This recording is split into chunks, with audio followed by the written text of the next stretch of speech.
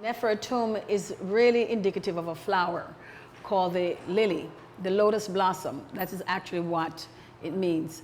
And that is the only plant that grows in a swamp, in a very dark place, but somehow finds the light and rises to the surface and blooms into this beautiful flower. And so the name Nefer Atum was always a reminder that everything is going to be okay in my life. Regardless of whatever I went through, I will rise, I will find that light, and I will get to the top.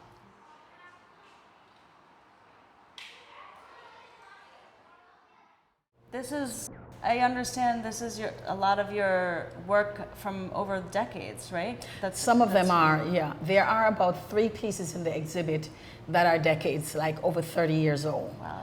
And the other pieces were made here at Art Shack. All the other pieces were made here at Art Shack. Wow. So how does it feel to see everything in the same place at the same time? I'm overwhelmed, I am touched. I am in awe, and I'm just really happy that I could bring it together, because I'm seeing myself in all the pieces coming together from 30 years ago to now. Mm-hmm. And it's just a wonderful, amazing experience. Wow.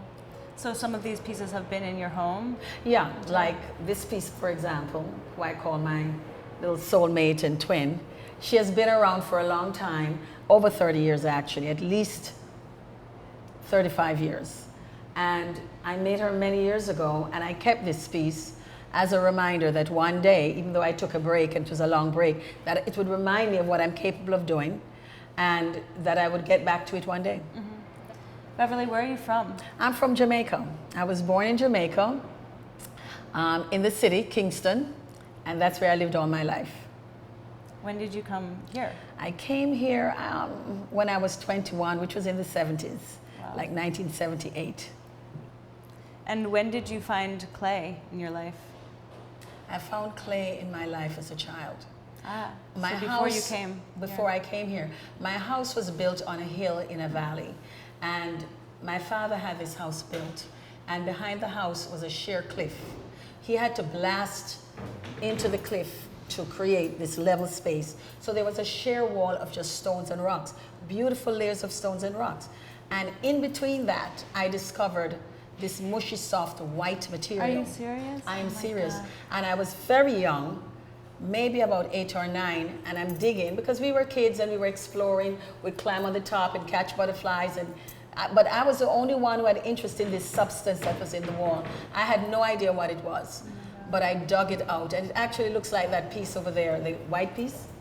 And I began to play with it. It felt so good between my fingers. That was my first experience. I didn't even describe it at the time as clay. For me, it was mud.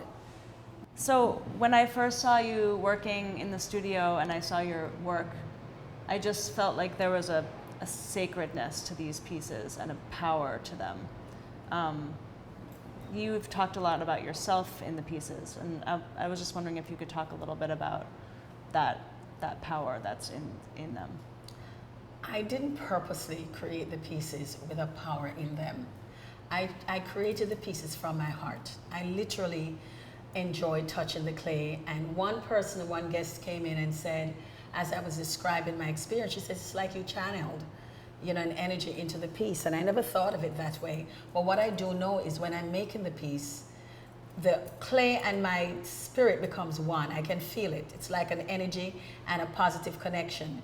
And it's almost as if I don't want to say I'm in a trance state, because I'm conscious and I'm aware, but I'm also aware that I'm being guided to make something, and I'm not doing it by myself. Mm-hmm. But at the end of the day, this piece, I know that I'm strong. That much I'm clear of. I know that I have a strength in me that is not different from what many of us have, but I have realized that.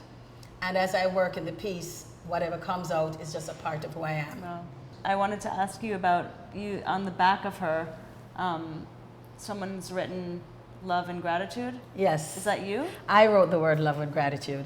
At the time that I wrote it, of course, I wasn't thinking of an exhibit. So it was my graffiti on the back. But that's what I live by at this point in my life. that love conquers everything, and we need to be grateful and filled with gratitude for whatever our life experiences are. There's so much more to be thankful for. I mean, you can look at life as a glass half full or half empty. For me, it's always half full, never half empty, and that's what this is symbolic of for me. Just love and gratitude. Yeah. It's so much easier. Yeah, totally.